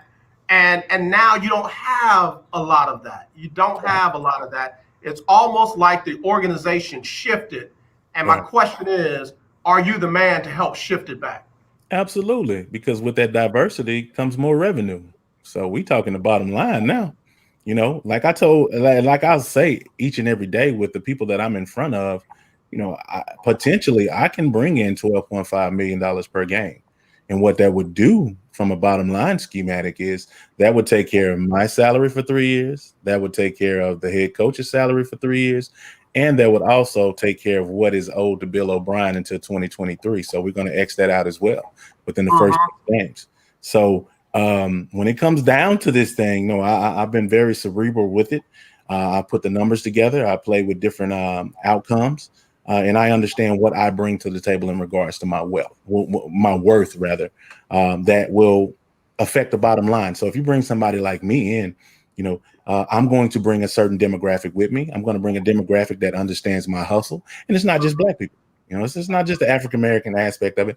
It's everybody that I've connected with within these fan groups on social media. I have the social proof, and I have proof of concept when I walk through the door. I got you. Man, we got to get ready to take a break. We are going to come back and get ready to wrap it up. Again, if you got any questions from Garrick Jones, man, this is a real good in-depth conversation. I'm sorry for those who check me out on Facebook. I'm trying to get out of that sunlight. I'm going to change it over in a second. But if you want to get in, join us, 281-453-1000. That's 281-453-1000. It is the lunch break on the legendary KYOK and the all-new 92.3 FM. You can also text me at 832-403-5005. That's 832-403-5005. Here's your perfect chance to do what not a lot of organizations would give you an opportunity to do, and that's talk to somebody who will be in the front office, somebody who not often do a lot of people get a chance to talk to. Only reason why I used to talk to Rick was because he was my frat brother. Right. Yeah, man. I'm gonna be able to listen. I almost said my guy Toby, his girl said we're gonna be on a first name basis with Beyonce. I'll be on a first name basis with Garrick Jones, y'all. So hey, listen, y'all want to get in? Now's the time to do it. 281-453-1000. It's the lunch break. We'll be right back. Again, I say unto you, if two of you shall agree on earth as touching anything, it shall be done for them by my Father who is in heaven. For where two or three are gathered together in my name, there am I in the midst of them. Matthew 18:19 and 20. That's the gospel. And we're KYOK 1140 AM and 92.3 FM. Hey, what's up, everybody? It's AJ Jones with the lunch break on the legendary KYOK AM 1140 and 92.3 FM. It's that time of year when we are reminded of all the things we should be thankful for and that it's more blessed to give than to receive. So with that in mind, on Wednesdays from now through Christmas, we'll give you a chance to win a gift certificate from Butterball. That's right, you can win a gift certificate for a Butterball turkey on Wednesdays on the lunch break between 12 and 2. Just be the right caller, and your Butterball turkey will be on us at the legendary KYOK AM 1140 at 92.3. You're listening to 1140 AM and 92.3 FM. The legendary KYOK. You love your dog. Is something bothering him or her and you can't figure out what it is? Maybe they seem slow or lethargic, and maybe they just don't have energy. Wouldn't you like your dog to be living their very best life? PetJoy offers a money-back guarantee on all of its products. If your dog won't eat it or you don't see the results you want, just let us know and we'll make it right. Totally risk-free. What do you have to lose? You can't buy PetJoy multivitamins in a store. The only way you can get them is through this unique radio offer. And if you call right now, learn how to get 2 bottles free with your order. Turn your dog's life around and make him or her a happy camper. Ain't that right, boy? He said call PetJoy right now. 800-296-1459. 800-296-1459. 800-296-1459. That's 800-296-1459. Oh, I can see y'all. This is a potter's field. When people can't pay for their funerals, they are buried here. It is a lonely, desolate place, littered with unmarked headstones. No one visits. No one leaves flowers. But it doesn't have to be that way. For as low as $1 a day, you can ensure your family will have the money to pay your funeral expenses. We offer burial insurance plans that pay up to $30,000. Considering the average funeral costs more than $10,000, that's peace of mind for your family. There are no medical exams, your rates won't increase, and your policy cannot be canceled as long as you make your premium payments. Call now to get approved in minutes and ensure your final resting place is more than just a pauper's grave in a potter's field. 800-308-6729. 800-308-6729. 800-308-6729. That's 800-308-6729. This is Brian Courtney Wilson, and you're listening to The Lunch Break. All right, y'all, we're back here on the lunch break on the legendary KYOK and the all-new 92.3 FM. AJ Jones, our last segment. Again, we got Garrick Jones joining us here on the show on the lunch break. Got a couple of text messages. Let me get those over to you, Garrick. Let's see. I don't know who this person is, but they are calling from 713-449. Says, AJ, if Mr. Jones is the general manager, gets to be the general manager, where does he start first? They must have just tuned in because you had actually already answered that. But go ahead and answer that for them again. Number one is culture. When I come through the door, we will establish that standard, that culture. They'll get a chance to learn my background and what I had to do to accomplish the different things that I have. And from there, that's where the standard will be set, because I will expect that type of work ethic from everybody in the building. But it would be a scenario where they would be able to be themselves and be relied upon to make decisions when it came down to, which direction we would go and how we can get things accomplished and so on and so forth. But that would be the deal. Just that whole cultural foundation has to be established. And that would be the situation before I even dream of bringing anybody in the building. They have to know me. They have to know what I'm about. And from there, that's when their respect will be gained. Of course, there'll be some pushback. That's a part of change. Yeah. But the picture and also the vision will be clear and defined. And if they want to be a part of that works. If they don't, they'll have the opportunity to go elsewhere. And then from there, that's when we start building. Yeah. Yeah.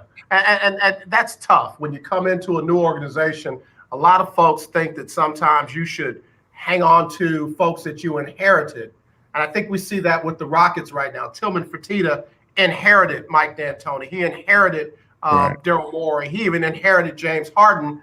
And he's a businessman. At the end of the day, is his business producing to the level that he believes it should produce? And sometimes you got to ask a tough question. So what happened with this?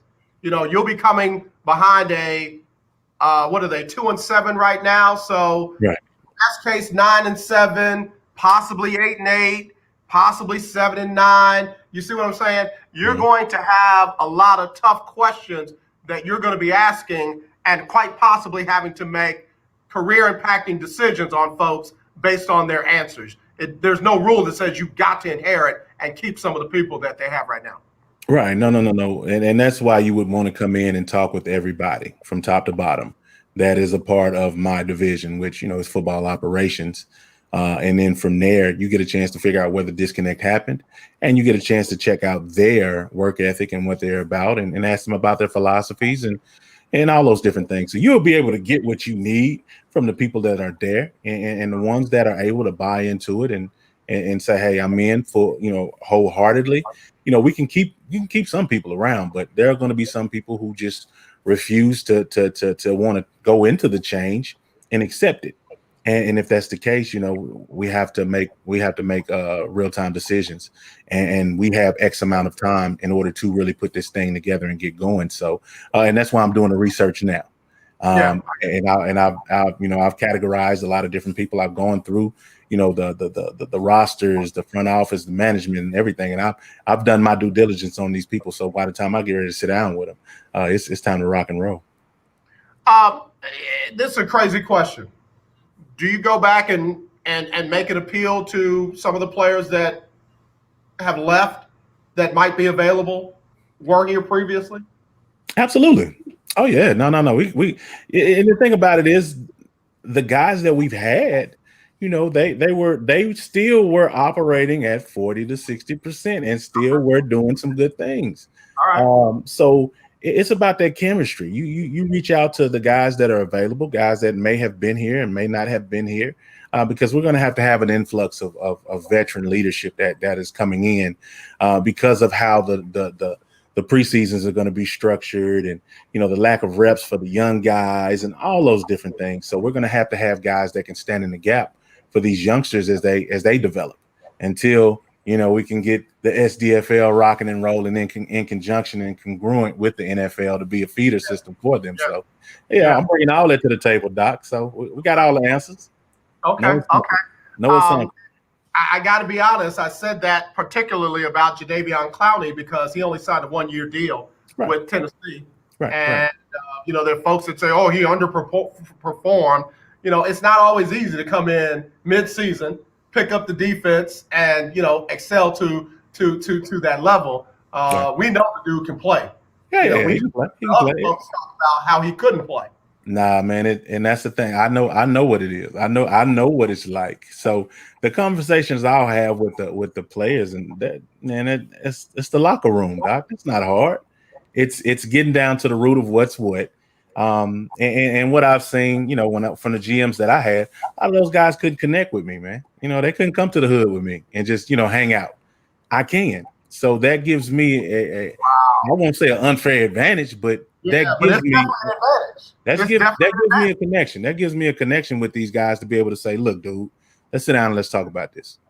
What do I need to do? Or what does this organization need to do in order to get the best out of you? And we get the best out of everything, it's going to make this thing advantageous for all parties involved. And then we figure out from there, because it's all about negotiations. Everything that you do each and every day is a negotiation. It's all about figuring out how we're going to get this thing together, as opposed to being apart and trying to get it when it's going to be a lot harder. What role does analytics play in your general manager structure?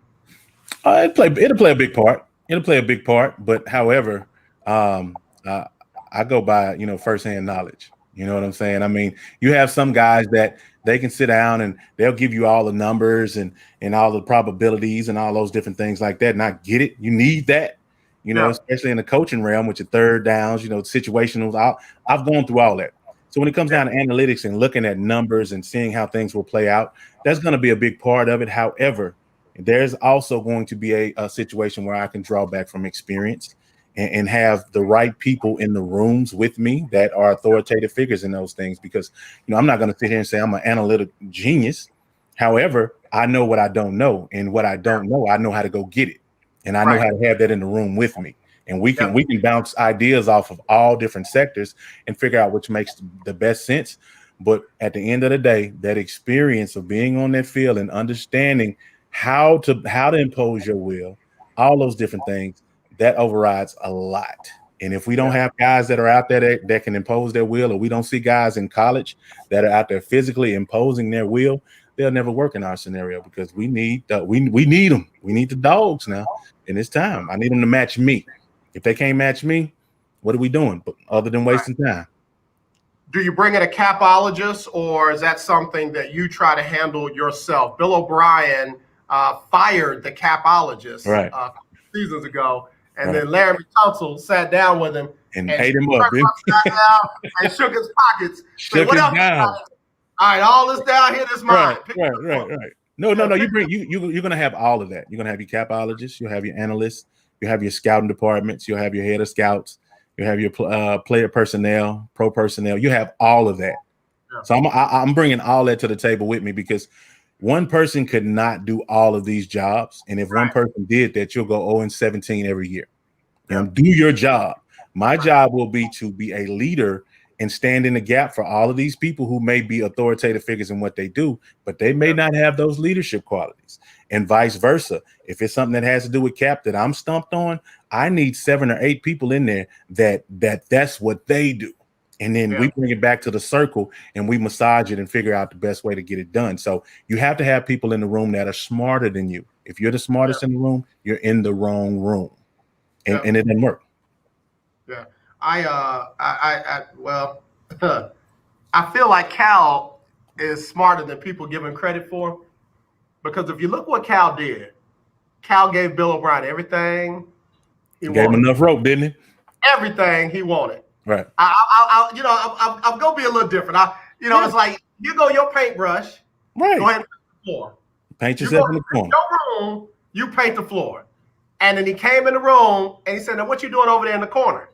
Stuff. And Bill O'Brien had painted himself in a corner and couldn't get out of it. And Cal said, "I gave you the paint. I gave you the brush. I gave you control of the room. I didn't tell you how to paint it. Right. You told me." Right. And now you over there in the corner. Right. We're gonna let you out. Right. Get on out of here. And he brought somebody else in to paint the room. Right. I feel like, when you feel like you got to be the one to do it all, and they let you do it all, your time is short. Real short. Your time is shorter than you think it is. Man, absolute power brings absolute corruption. Yeah. And I'm a firm believer in that. If you have too much power, you don't have anybody in there that's going to hold you accountable. And that will be the culture that I'll bring to the table. It's a culture of accountability. It's a culture about, hustle and work. It's a culture that will entail everybody working toward one common goal. And that will be, whether they're players or whether they're, people that are upper management or whatever the situation is. If you see me not doing what I said I was going to do at any point, you have the opportunity to bring it to the square with me. I'm a big boy. Boy. Let me know what I'm not doing. Right. And then because in turn, I'm going to do the same thing for you. If I see you, we over at the water cooler a little too long. Come on now, we got to get to work. It's like at the end of the day, once you're done giggling and laughing and all those things, we still have work to do. So you have to be intentional about every aspect of your day. And that's what I'm doing now. And that's why I'm providing the social proof as far as dealing with the fans and doing all of the interviews and actually going through all of the coursework, all those different things, because that's a part of my body of work that I bring in the door with me.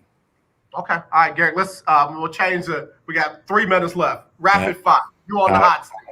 I want to see about your football knowledge now. Well, I'm not talking to GM, Garrick. Who do you think these games? I just want one name, no commentary. Here we go. Thursday night, Arizona at Seattle. Who wins? Seattle. All right. Tennessee at Baltimore. Tennessee. New England at Houston. I'll go with New England. Pittsburgh at Jacksonville. Pittsburgh. Atlanta at New Orleans without Drew Brees. I'll go ATL. Cincinnati at Washington. I'll go Washington. Green Bay at Indianapolis. Green Bay. Dallas at Minnesota without Andy Dalton. I'll go Minnesota. Detroit at Carolina. Carolina. Philadelphia at Cleveland. I'll say Cleveland, man. New York Jets at the Chargers. Chargers. Miami at Denver. Denver. All right. Yeah, lock it in now, because you got to lock my predictions in, because I've had some pretty good luck with your predictions. Garrick said, I know what I'm talking about. Kansas City at the Raiders. Ooh, I'm gonna go Raiders, man. Oh wow! I know. I know. Rams at Tampa Bay on Monday night. I go Rams. I think they can do it, man. All right. I'm gonna play this back so I can write your picks down. Right. Please do, man. Hey, trust me. I stand on it. If I said it, I meant it now. I'm not gonna retract. I'm not gonna come back and apologize later. Like, man, I'm so sorry. I said that. No, if I said, I'm standing on it. All right. So what we do around here, man, is we'll send each other an Arizona iced tea. I got $1 in the mail today from Keith Hennick. Keith Hennick sent me my $1 for the Arizona iced tea that he owed me. Here's his letter. Here's my $1. So I can't just cash app you, man. We're in the middle of a pandemic, man. Come on now. Yeah, man. Yeah, that's all right. I'll clean it off. I'll wash it. Hey, Garrick, tell everybody where they can find you and follow you, man. Man, you guys can just search me out, whatever search engine you like, Google preferably. It'll give you the most up-to-date information. But just search out the hashtag GJ4GM. And the majority of my stuff will pop up, or you can put my name in there, Garrick Jones, put NFL next to it.